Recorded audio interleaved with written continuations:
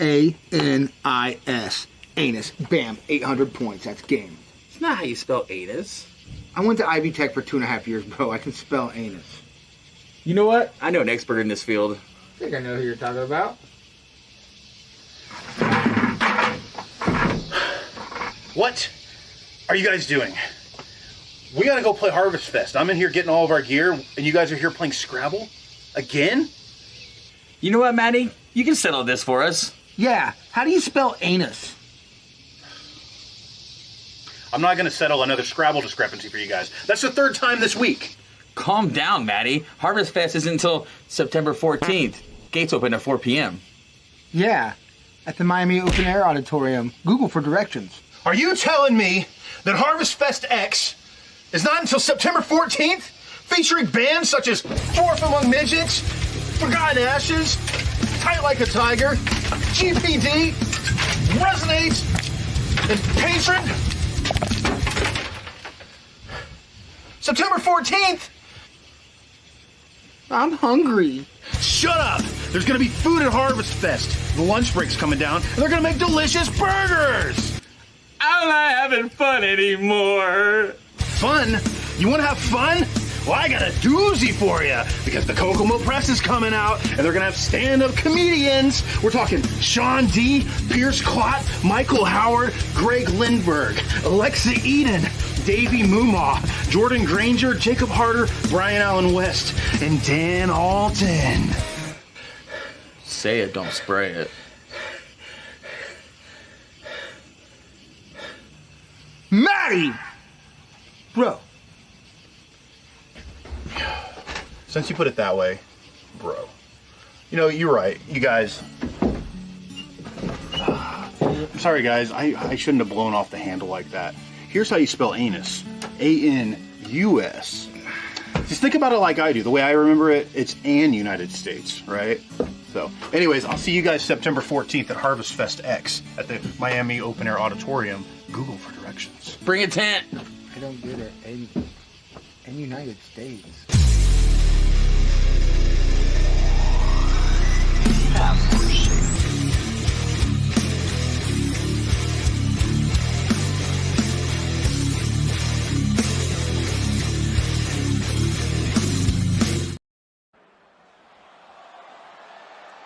Get a life, kid. Step into the ring, it's Monday Night Fire. My rhymes burn hotter than a funeral pyre. I'm the heavyweight champ, you can call me sire. Reviewing raw like a southern rap messiah. Crossing over lines like I'm Stone Cold Steve Austin. Flipping opponents like I'm Randy Orton. Dirty South flow, my words they be costing. Every verse I drop got them head nodding. Spit lyrical punches like a ruthless fighter. Got the crowd hype, I'm the crowd igniter. Breaking down the raw matches, no denier. Dirty style rap, I'm the Monday night supplier.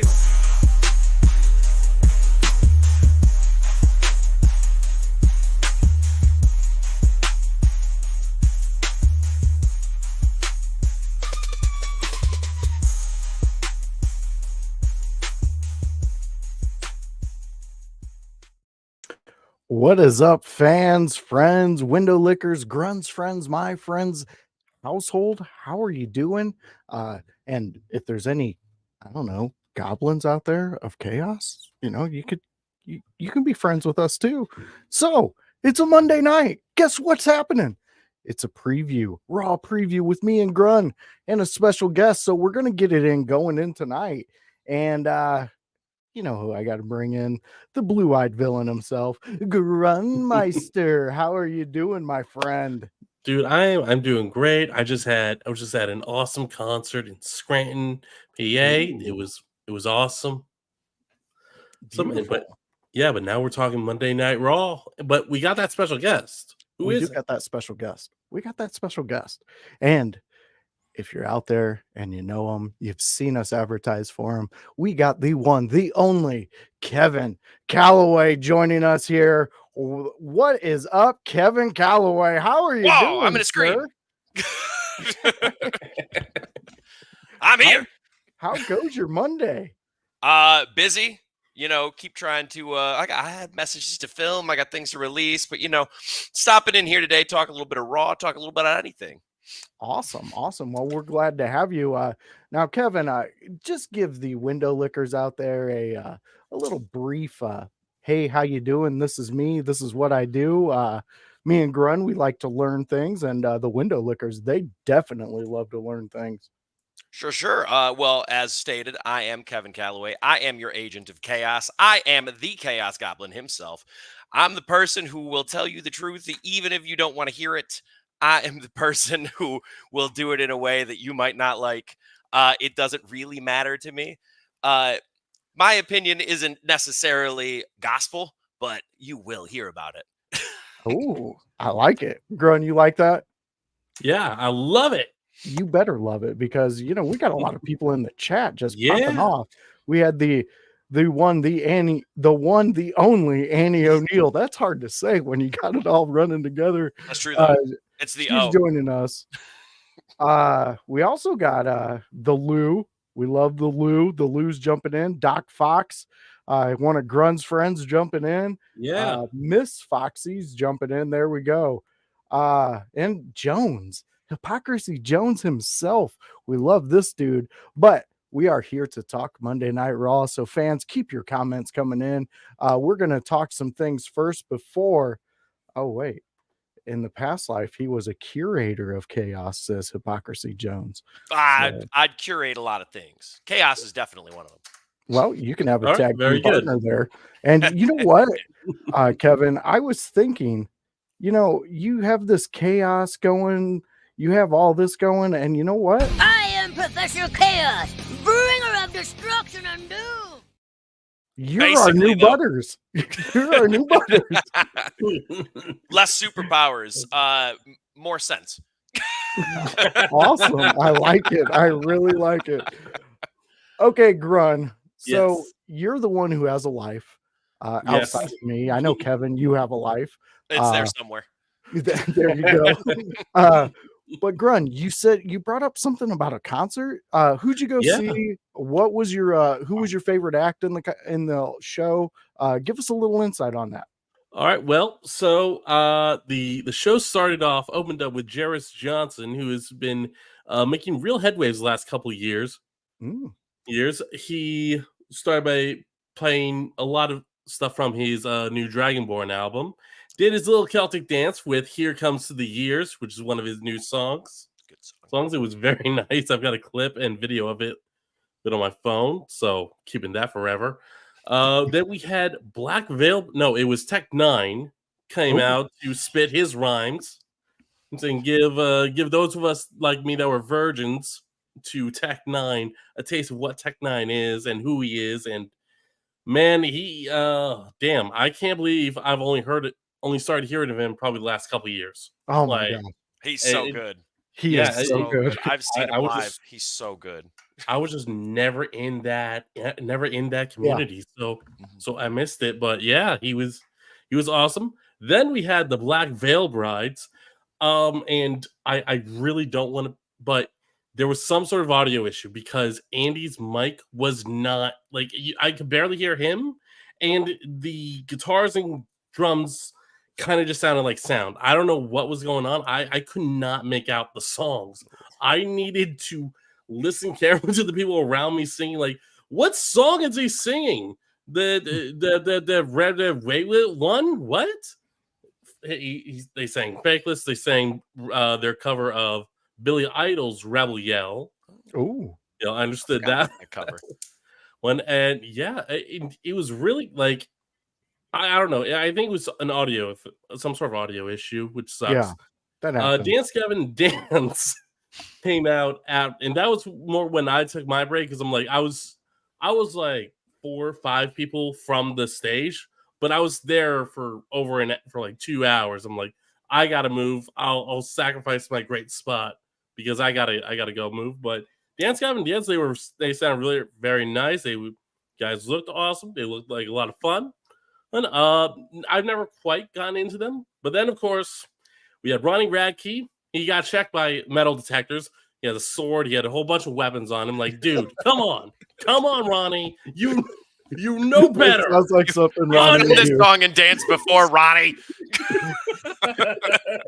You gotta love it. You gotta love it, though. Yeah, So, how was Falling in Reverse? Because that is a Oh my band that I have God. not seen, but I always wanted to.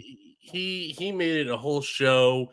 The interactions with the crowd, the challenging people, like, oh, you're not real fans. You haven't been fans for over 10 years. You don't know all the words to the drug in me and me is you.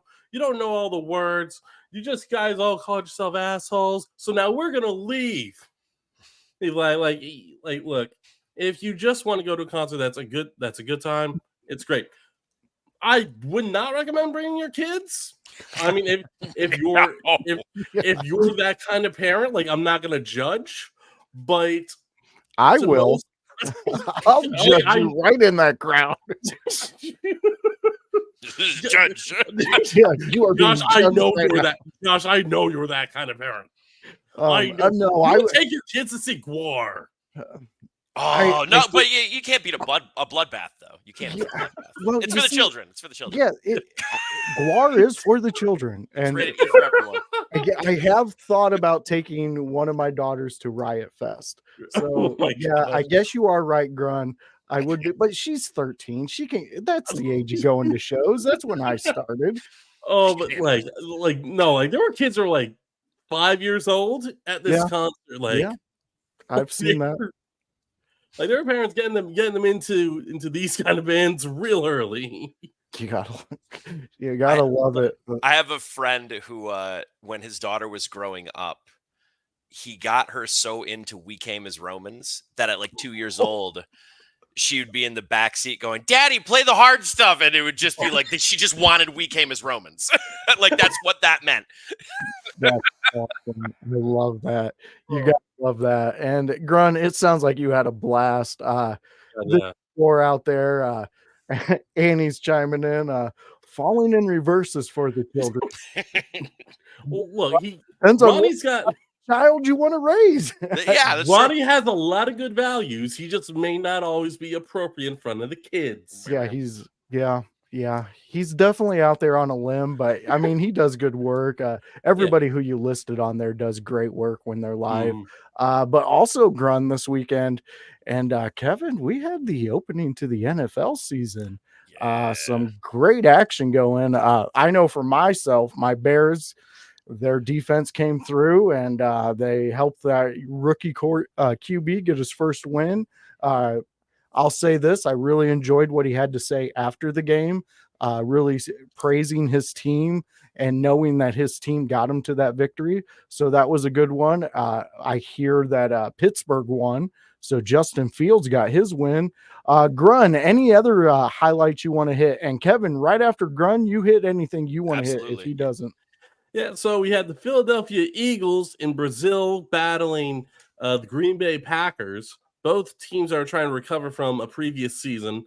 Green Bay Packers lost their star, their franchise man, Aaron Rodgers, in the preseason of last.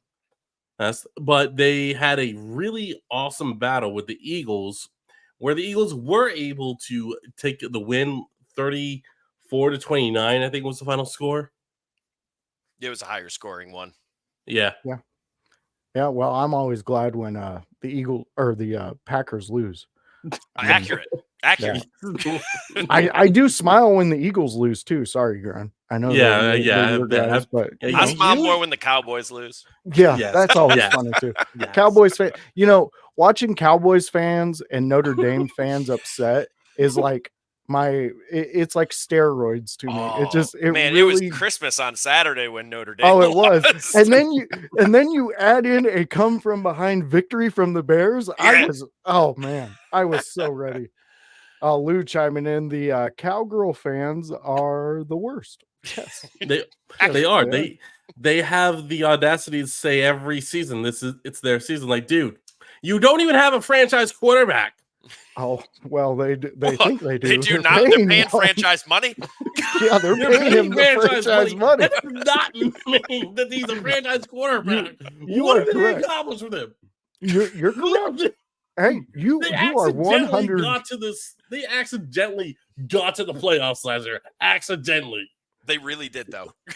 Hey, Doc Fox chiming in. He's saying Steeler fans are horrible. So we got a that's battle in the chat that going on. happens Who's got the sometimes. worst? Kevin, who do you go for? You got Grun over here going for the Eagles. You got me and the Bears. What's your team and how'd they do?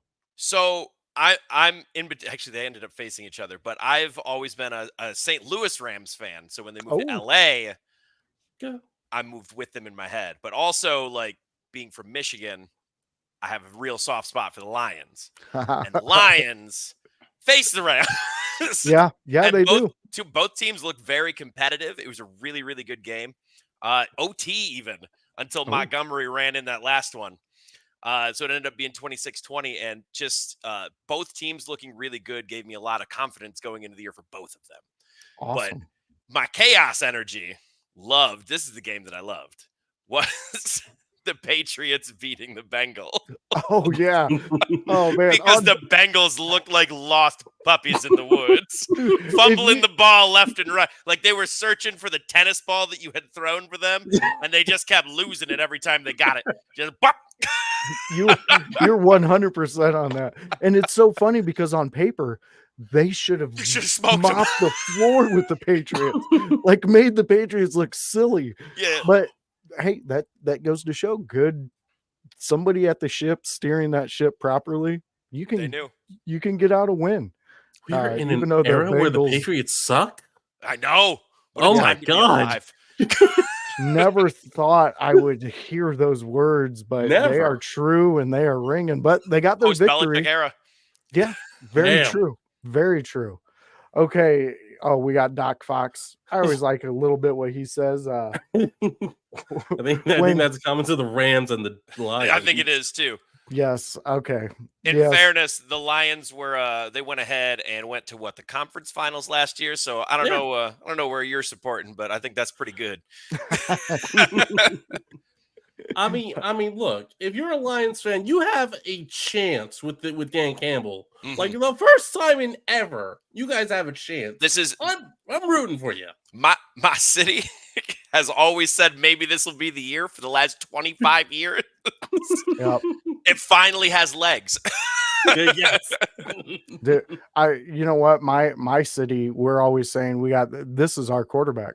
Right. And it hasn't been.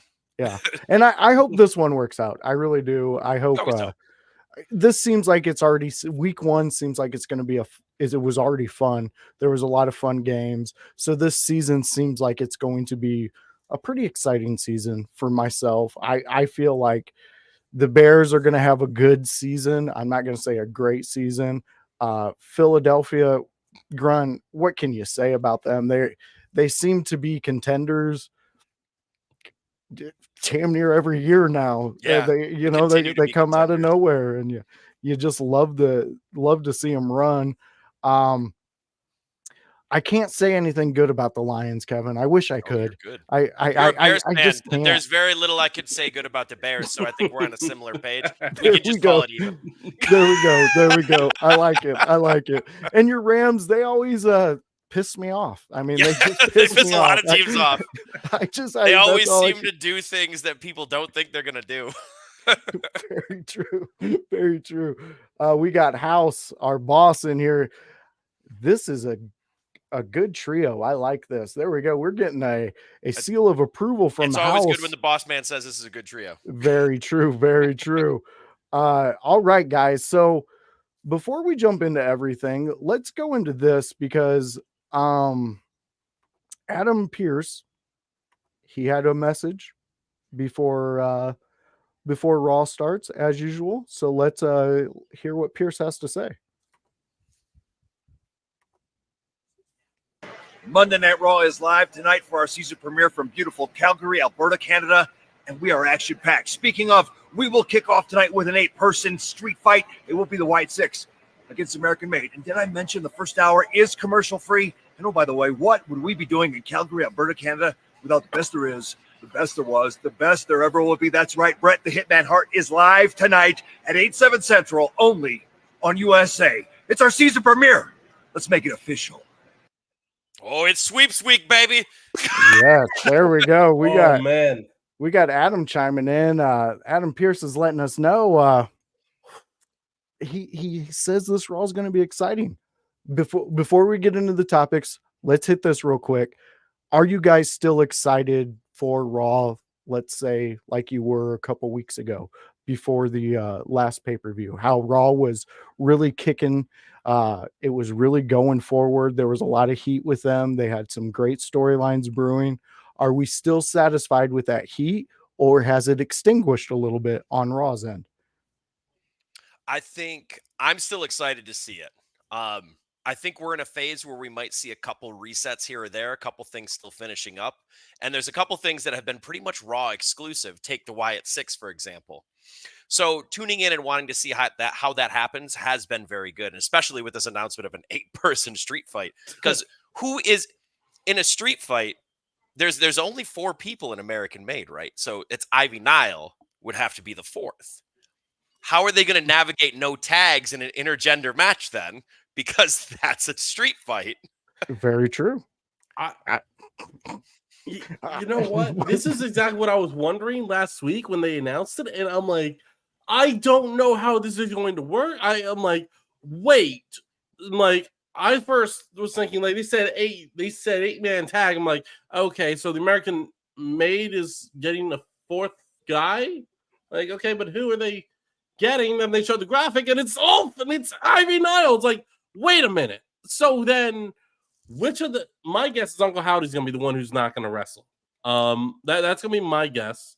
Because you want Uncle Howdy. He's an important part of the group, but you don't want him to be the entire group. You don't want him to be like if he's not there, there is no Wyatt Six. You want to make sure that Casey, Loomis, and Rowan have an important part to play as well. But Josh, to answer your question, I'm still excited about Raw, like because it's like Kevin said, like they may reset a few things, but each week they give you a reason to tune in next week, and it's like that's all you could ask for. And that's what WWE's been doing so well recently is they give you reasons to keep coming back.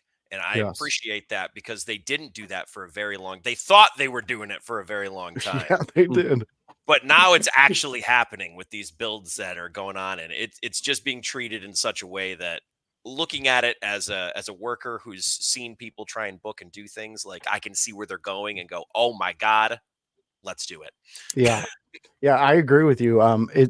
It's more in our face now. We see it. We see them actually building storylines. We see them actually building a product that makes us want to tune in every Monday, as opposed to the expected Vince mindset. You're gonna tune in because we're the only game around.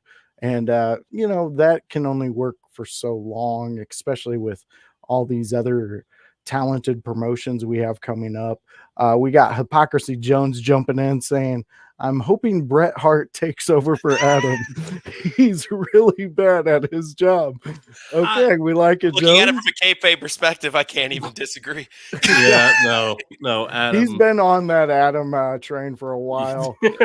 We also got House jumping in saying, I'm still excited, but I'm glad we've slowed the pace for a little bit so things can get more exciting again.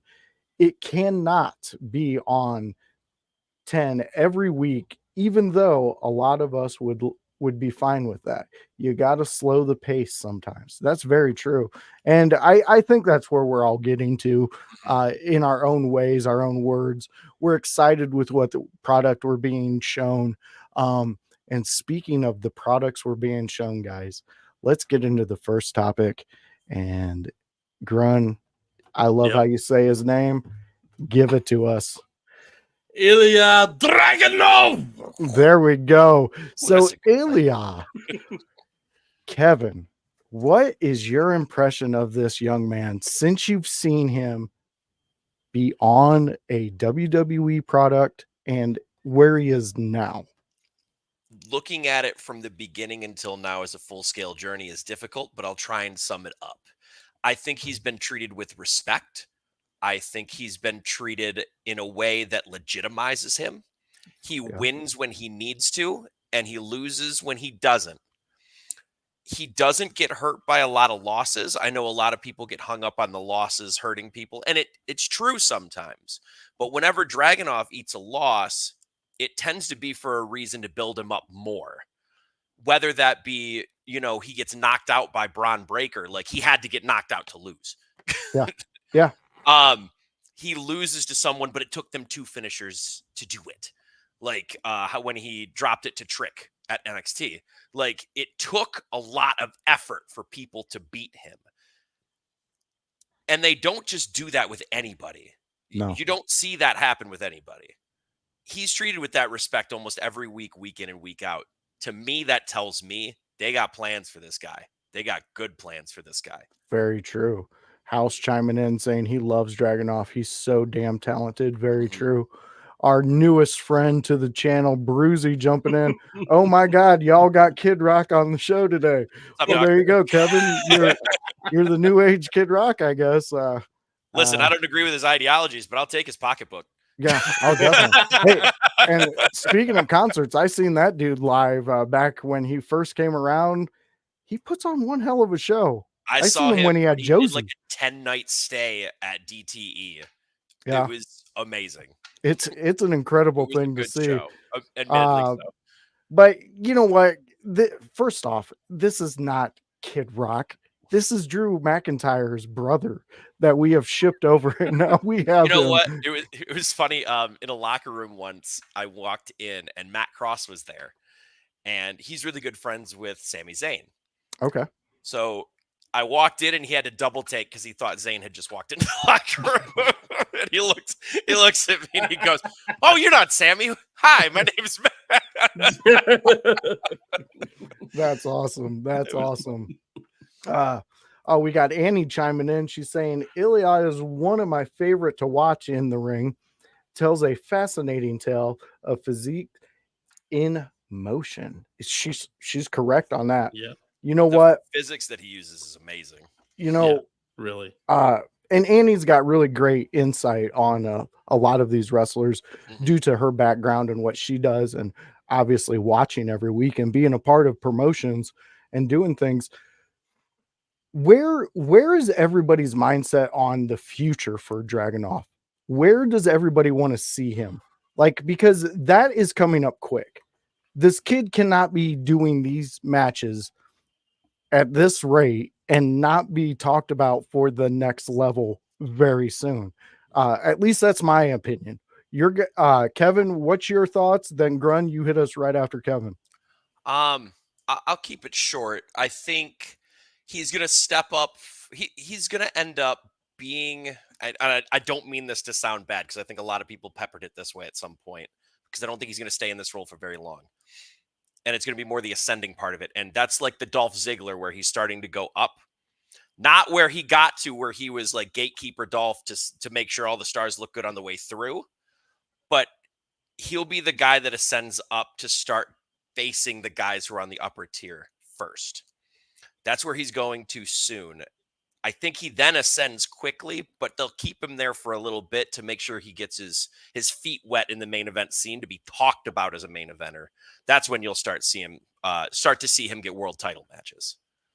And I think it will be against Gunther because they know how much money that is. Oh, that's so much money. You can make new banks out of all that money. Oh yeah.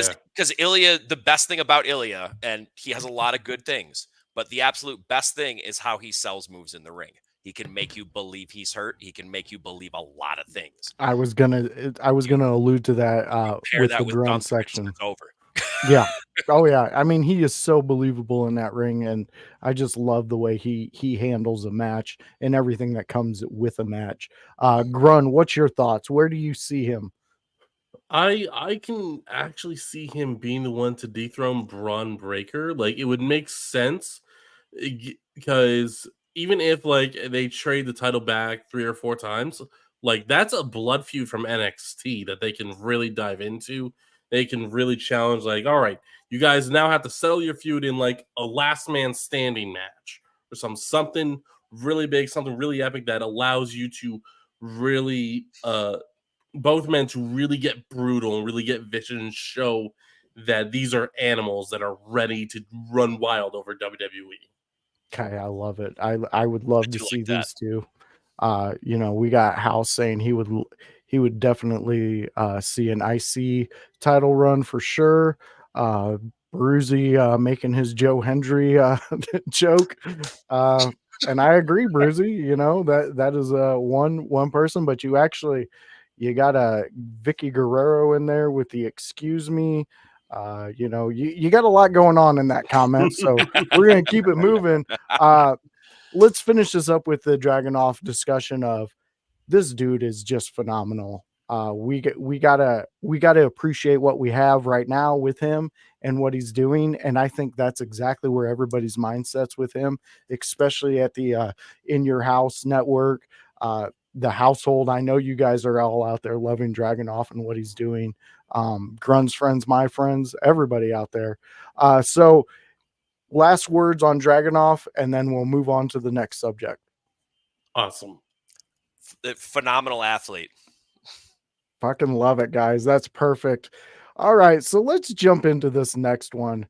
And it does not seem like Drew McIntyre is done with Punk at all. Yes, Grun. Yes. I was saying out, I don't know, in the group chat or somewhere that I don't know how they get to how they get to bad blood. I don't know how they justify another match, a rubber match between these two. Justification's right there. Yeah. Oh yeah, it is. When the strap match ended and CM Punk had beat him so unequivocally. Yeah. In my head, I was like, okay, well, they're moving him on. And you know what? The way that they did it and the way that they had CM Punk cut the promo, it felt like it was. They made you believe he was going to be facing Gunther next, and it was totally believable that he would be. Yeah. And then it happened. Yeah. You are 100% on that, Kevin. Fans, right now, I'm putting up right now. This is Kevin's Twitch link to go out there, support him. Go check him out. Go see what he's doing. You do gaming on this, Kevin? I assume? I usually do. What I'm ADHD as hell, so welcome to the I club. do whatever game is coming to my mind at that given time, or whatever my new hyperfixation is. But I'm in there doing random stuff. I like to set myself dumb challenges. I was playing a game called Zenless Zone Zero, and I was facing a boss, and I said, you know what I'm going to do? I'm going to do this upside down. So I flipped myself upside down and beat the boss while I was looking. That's awesome. That is awesome. I have tape of that too. I clipped the crap out of that. Oh, nice. That's exciting. We bring you guys like this. We bring you guys like the Lou. People out there really taking their moment when they're on Twitch and making it their own. Yeah. Speaking of making it their own, the breaking of the bracelet and then shoving it in the man's mouth and then kicking the man. I think that says we are definitely not done with this, Punk. And how does this end for everybody? How do we get to the conclusion of Drew and Punk? Where does it come from? Who's involved? Give me your guys' ideas. Anybody who wants to throw one out, let's hear it. Well, there was a rumor a while ago that they were going to end this feud in a Hell in a Cell match, and I think we're gonna see tonight. We'll probably see Adam Pearce, or they might sell the injuries from last week, and CM Punk might legitimately not be at Raw tonight. But Adam Pearce says he got a message from CM Punk, and Adam Pearce has agreed, given him his request. And Drew, you don't have an option. You're signed up and locked in for a Hell in a Cell match at Bad Blood. So God have mercy on your soul. Damn. All right, Kevin, you got any thoughts on this one? Damn, it's hard to follow that one. So, all right, I'm gonna sprinkle in a little chaos. I like it. Let me cook it. So we're seeing a lot of classic match types come back with this feud. We saw a special guest referee. We haven't seen that in a long time. True. We haven't seen a strap match in a long time. Now, I don't know what I would speculate the third match being, but what I will speculate is that it's going to be something we don't see a lot of. Hell in a Cells, I think we see a fair bit. Now, we haven't recently, so it could be a Hell in a Cell, and I think it would work. And I also think it would be a great feud ender, so don't get me wrong. But I think there's also a wild chance that this could be something what we're not even considering, because it wouldn't be a thing that we would think of until, CM Punk watched a random 80s match. And he's like, that one, I can make that one look good. Because he can. Like, this feud has proven there were a lot of questions with CM Punk coming into the WWE after everything that went down. This feud has proven that he and Drew McIntyre, because he has his part in this too, he can make this company oodles and oodles of money. And this feud is literally what keeps me coming back every week. And it keeps giving. Damn, yeah, you're right. It does. And that's a big Yeah. statement coming from a fan, that this is the feud that's bringing you back. And I like what Annie's touching on here. At what point did Drew become so unhinged? What chain of events sparked to this level of brutality? And we're also getting a message in from Ken. You three together is awesome. Thank you, Ken. We appreciate that. To answer Annie's question, I don't believe it was a chain of events that involves specifically CM Punk. I think it's a chain of events that involved Drew McIntyre his whole career. Before this whole CM Punk thing, who was getting in his own way? It was Drew. Drew was constantly getting in his own way, and it was producing loss after loss after loss, to the point to where it was like, where do you fit in on Monday night? To the point to where his contract was also being talked about. Is he going to sign? I was big on it. I thought Drew McIntyre, his last match, he was not going to resign. I thought we were going to see him in AEW or even TNA. I still think that there's a chance he could jump to TNA for a couple shows, just because of the relationship with WWE and TNA right now. It could be fun.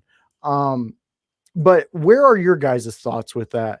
What made Drew get to this point in your guys' eyes? Grun, why don't you hit me first, and then Kevin, Sure. you jump in right after him. Well, I agree. I think it wasn't so much a chain of events. It was Drew getting in his own way. It was him getting fixated when CM Punk came back, and then he never let it go. Yeah. Even when he won, he never let it go. And for some reason, he had to hold on to the bracelet. Like, Drew, you had to hold on to it. You just had to take it. And now you had to snap it. So, Drew, I want to know, in what fucking universe do you not think CM Punk is not going to retaliate against me? Of course he's going to retaliate. Of course he is. You are inviting a war with this man who is quite literally willing to break his entire body to entertain a bunch of morons. And I'm sorry, but yes. Yeah. There you go. Kevin, go ahead. Chime in, man. Yeah, so I'm gonna take us back. Okay. So Drew McIntyre, I actually think he didn't get in his own way prior to CM Punk, but he did this whole time. It's been getting in his own way. Okay. However, what he views CM Punk as is another person who's stepping in and taking his opportunities away. And that causes him to blame him for things that even he is doing. Take us back to another Clash at the Castle when he faced one Roman Reigns.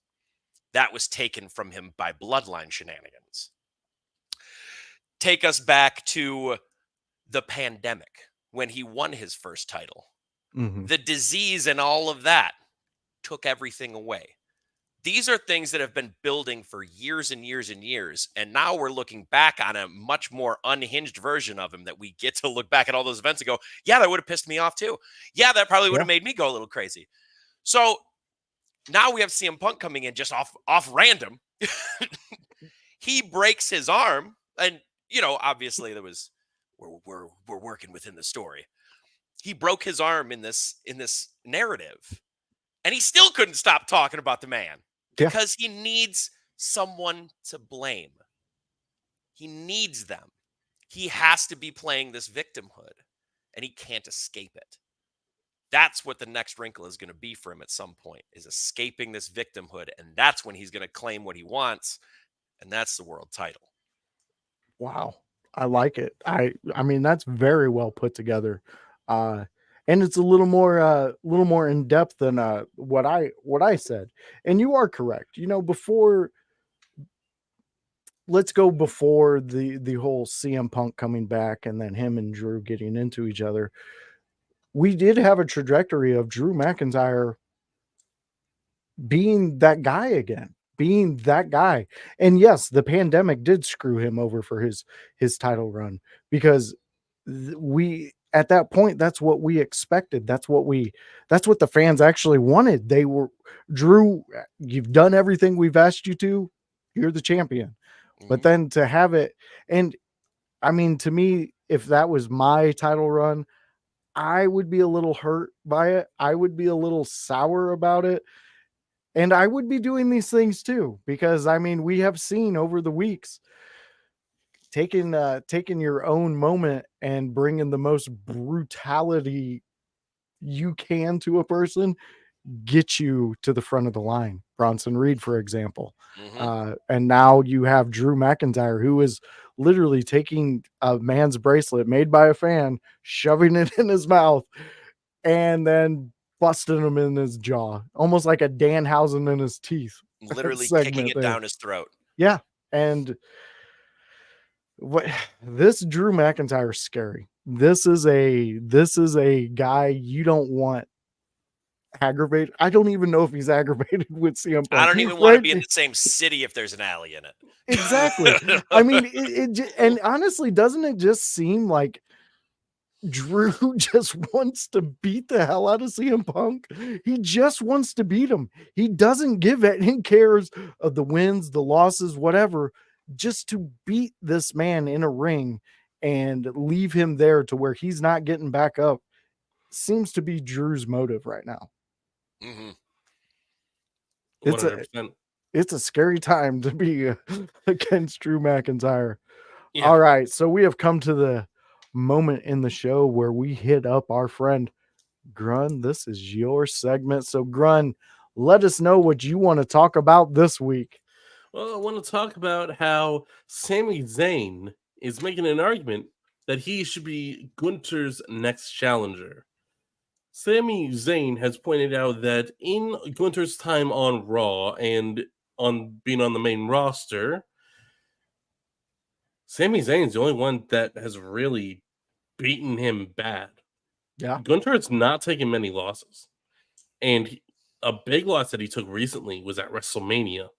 And this wasn't another one of Sami Zayn, like, I quickly tricked him and maneuvered my way into a roll-up pin. It was 3 haluva kicks plus a brainbuster to the top turnbuckle from the top rope. That was killer instinct Sami Zayn that I was hoping for in that feud. I was thinking, like, this match could be good. It might be good. The build up to the entrance, I thought, this is going to be match of the night. And then it was probably match of the night. It was probably match of the weekend.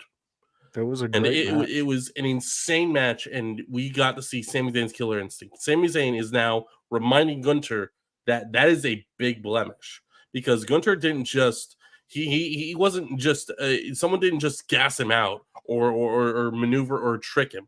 He was beaten plain and clean and beaten bad.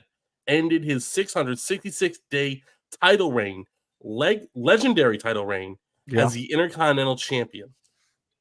And Sami Zayn made the point very clear. So now I think Sami Zayn is going to be the next challenger. The question is, can Sami Zayn find that killer instinct again? That is the question. Kevin, that's what I want you to touch on. Do you think Sami can bring back that killer instinct? And then secondly, give us your insight on this feud. I think Sammy can bring out whatever he needs to bring out given the circumstance. However, I don't think Sammy is as motivated as he was before. Ooh.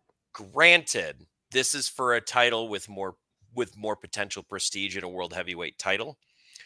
But keep in mind that IC title he was chasing for a long time. Now, could this build into something where he gets that killer instinct? Absolutely. But as far as the first match, I don't think so. And keep in mind as well, this is a different Gunther than then.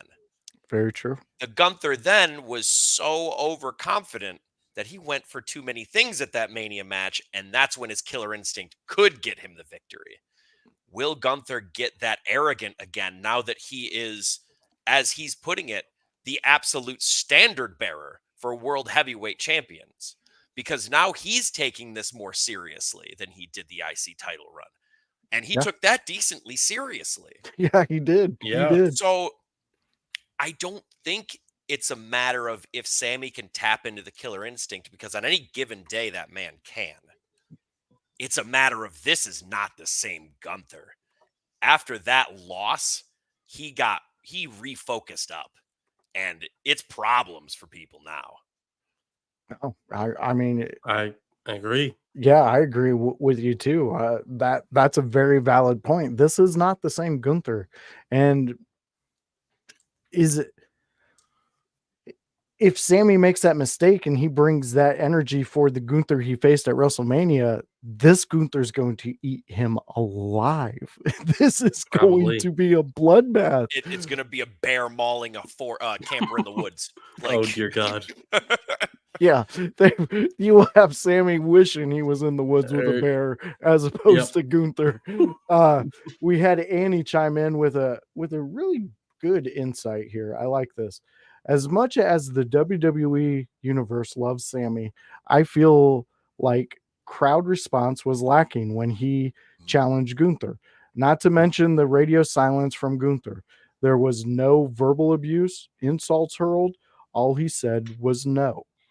And I'd like to touch on that because, like we talked with Dragunov and the way that he can make a move look so devastating and the way he can do those things, Gunther, in my opinion, has that when it comes to on the mic. Mm-hmm. He has that with just his presence, his ability to do that. And I think that's what he was doing in this one. Like you said, Kevin, he's taking this one way more seriously than he did the IC title. So therefore, what has Sammy done to even earn this title shot? And I think that's the big argument now. Like, yes, he has that win over Gunther, don't get me wrong, and that should place him in a conversation. But as far as recently, he's lost an IC title. He hasn't won that many matches without it being a tag match. Like, what has he won singularly recently? Very great point. Mm. Grun, you got any last moments on your topic you threw at us? Yeah. I had the belief that because Gunter's win at SummerSlam, while Gunter primarily did it on his own, the story of the match was Judgment Day. It was Finn Balor betraying Damian Priest. And I'm thinking, if you're going to give Gunter a legendary world title reign, I think you want the win to start that reign to be about Gunter. And I think because of that we should be looking at every person that comes to step to Gunter as someone to take advantage of while Gunter is refocused.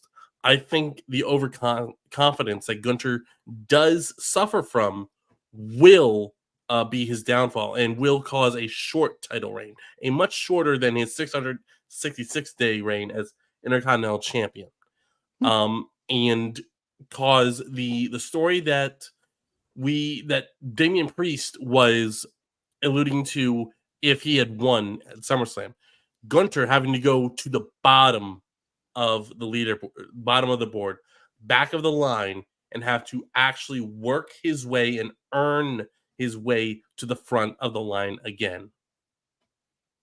So you think that? I could see that. I think the title reign is not going to be as long as his IC title run. No. I think that's a pretty safe bet.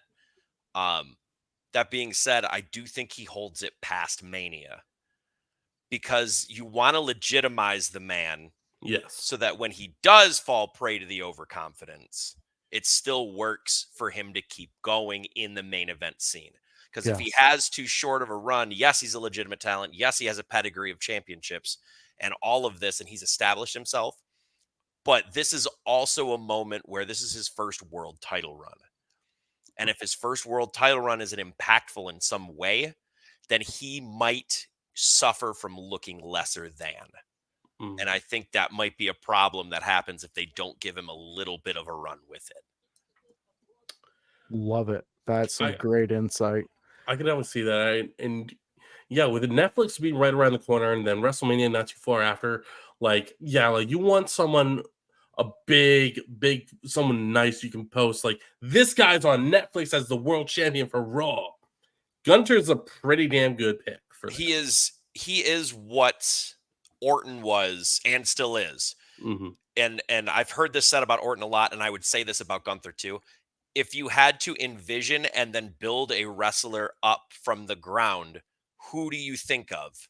I think of Randy Orton. Look at the build and how he does everything. And I think of Gunther. They're Yeah. two different kinds of wrestlers, but they are both the absolute vision of a professional wrestler. That's perfect. I love Yeah. it.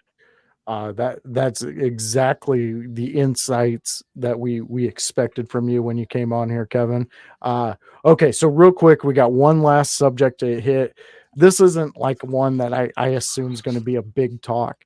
It's just facts. I mean, Pete Dunne hates Sheamus. He sure does. Yeah, he does. He just hates Sheamus. Yeah.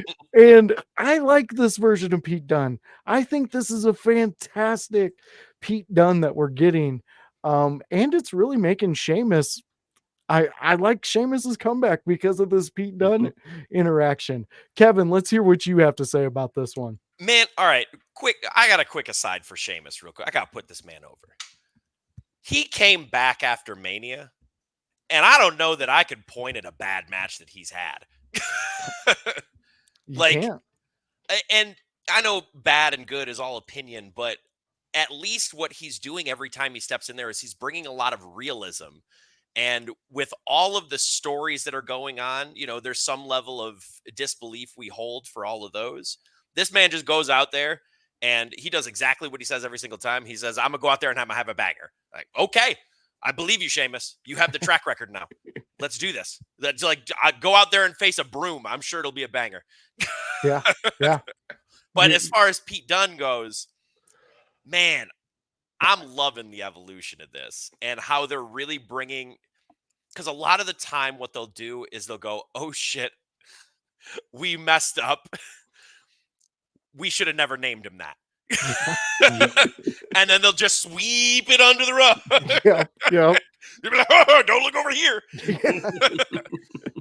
But in this, they're referencing it. They're saying this man almost cost me my career because he wanted to name me Butch.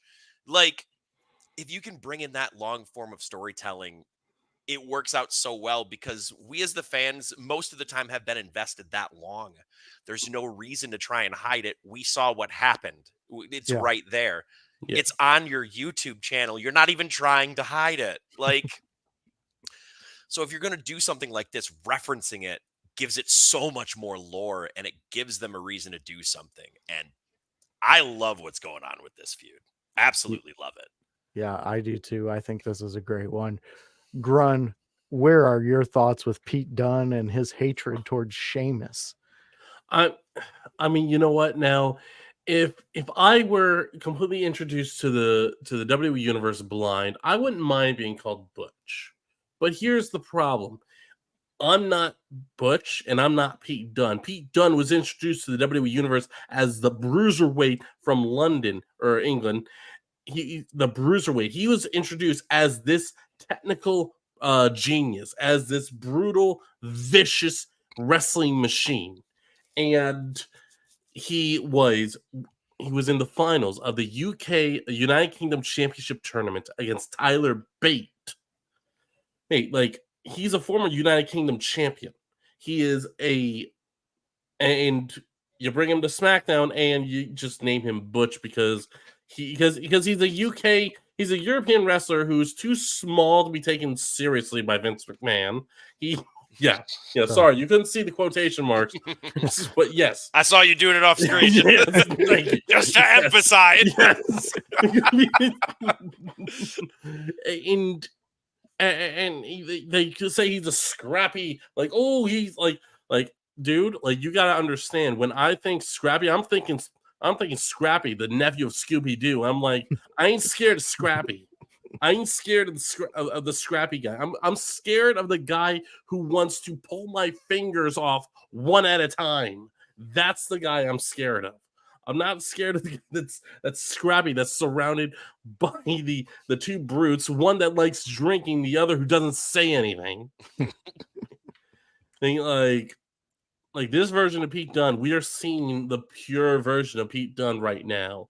And this will probably, and I'm hoping this leads to a feud between him and Tyler Bate, because I'm like, okay, I know they have history as a tag team on the indies, but you know what? I think they both work better as individual wrestlers. I I agree. Quick aside though, it was Ridge Holland that was with them, right? Yes. Okay. Now, would you call him the mute brute? Because he never got a chance to talk. Yeah. The mute brute. Wow. You know what? I saw my opportunity and I took it. Hey, I like it. Do it. Grun, that sounds like our first contestant for my deaf karaoke that I've been trying to start. So, I mean, we can definitely get him up there. The brute mute brute. I fucking love it. That is fantastic. I've absolutely loved this episode, Kevin. Yeah. Thank you for joining us, Kevin Absolutely. Kalloway. This was fantastic. Now this is the moment in the show where we give, well, usually it's Grun. I give him his flowers and let him talk about this, but we got you on here. So Okay. Kevin, break down anything you want these fans to know about you. I'm going to have some, I believe I got some overlays that we're going to throw up with some of your Overlays, information. good. A guiding hand. I need that. Don't we all? Don't we all? Yes. So go ahead, Kevin. Let them all know what you're about. So, as stated earlier, Agent of Chaos myself. I have a Twitch channel out on Twitch. It's Kevin Kalloway Pro. I go on there. I play some games. That's all ridiculous stuff. There's some clips online you can follow as well. Speaking of that, social medias, Instagram, it's all just Kevin Kalloway or Kalloway Kevin. It's one of the two. I do a little tipsy-turvy sometimes. Facebook, Kevin Kalloway as well. Referring to myself as the Chaos Goblin, as you have probably become aware of now. Coming up in September, actually this Saturday, I have a tag team title defense at Capital Pro Wrestling. The 21st, I am out in Lansing with Lucha Boom. And then come the 20th as well in September, I'm in Waterford for New Edge Pro. Believe it hasn't been announced yet, but it's a fun match. And I get to make this an official challenge. At FU Wrestling or For Us Wrestling, I will be challenging Xander Bennett because he just needs to leave his group. He needs to do it on his own. You know, sometimes you got to stand on your own like an adult. So he needs to learn. Very true. I like it, Kevin. Kevin Kalloway, man. This has been a fun time. We truly hope you had a fun time. I had a lot of fun. The Chaos Goblin himself, Kevin Kalloway, joining us. Grun, you heard what he had to say. We got to spend some time with him. I hope he comes and hangs out again. I'm sure I'll find my way back. Awesome. Yes. We love to hear that. We definitely loved your insight, and the fans were going wild with some of the talks we had earlier in the show. Grun, Yes. tell them where they can catch your beautiful blue-eyed villainess. You guys can catch me on Twitch at twitch.tv/GrunMeister. You can also check out my X account. Sometimes I tweet, sometimes I don't. It's a toxic place, so I pick and choose my battles. Those on there, I'm Grunmeister TTV. And I always play games on Twitch. I do stuff on Twitch. Sometimes I talk about wrestling on SmackDown. Down on Fridays at 7 p.m. Eastern, so be sure to check that out. Awesome. So Grun's out there doing things. He always forgets Mondays. Mondays, you can find Grun here. You can find me Technically, with this the is your voice. show, Josh. Well, Okay. technically, but whatever. Shut up, Grun. I think if you're here every week, it might be both. Yes, thank you. Hey. Thank you, Kevin. The consistency's there. Like, The goddamn guest gets it, Grun. You've been here with me for like 3 months and you don't get it yet. But damn it. Anyways, you can find me and the Grunmeister here every Monday at 7 p.m. doing the Raw preview, where me and Grun take 3 subjects and we talk about them. We give you the insights. We give you what we're looking at. And we also hit you with that secret time. It's what Grun wants to talk about. So jump on in, come hang out with us. We are part of the In Your House crew. We bring you fucking Monday shit. We're getting ready to send you off to Monday Night Raw. And then on Wednesday, our team jumps back into it with the Raw deal with House and O'Neal, where the Concept House, almost called him by his dead name there. Oh, that would have been hectic. But the Concept House, he joins Annie O'Neal for the Raw deal, where they talk to you about exactly what happened. So you can fact check me and Grun. You can show up here on Mondays and be like, you guys are full of shit. Annie and House told me exactly what happened. You guys don't know what you're talking about, but join us. That's what we need. We need the viewers. Join us, have some fun, be a part of the household, because you can hit me up on Friday where me and House, we get extreme and we talk about ECW, and you can join us for the ECW watch along with me and House, where the voice and House jump in the DeLorean, call up Doc and say, take us back to when we loved wrestling and it was extreme.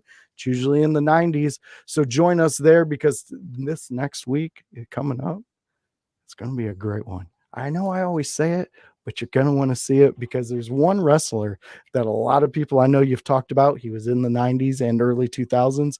Everybody hated him. He ended his career up at WCW, where he did a bunch of dumb characters, but you get to see him be extreme when he was actually something of awesomeness. So go check that out. And you can always hit us up on the Sunday house party, where me, Grun, House, Hypocrisy, Annie, Paragon, anybody who wants to join, that's part of the household, you join us there. We talk wrestling. This one's going to be a special one that's coming up. We got a huge announcement, and we also have the veteran himself, Jack Vaughn, will be joining us for that big announcement show. So come join, hang out, be a part of it.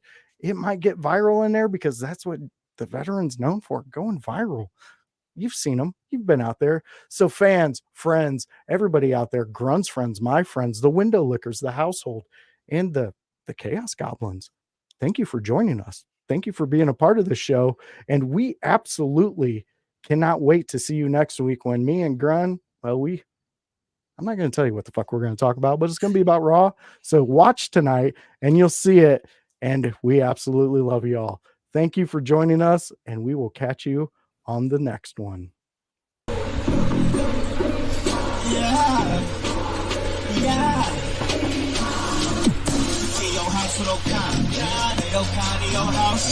I did wood in your house.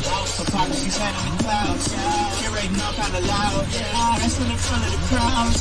Paragon's holding it down. Anybody can get it. Come to us for your losing opinions. We got a voice, there is no choice. We use the voice in your house, making wrestling noise. Moving fast, it's like cruiserweight action. Your house is a perfect distraction. Pump us in your ears when you in traction. Get this work with some wrestling action.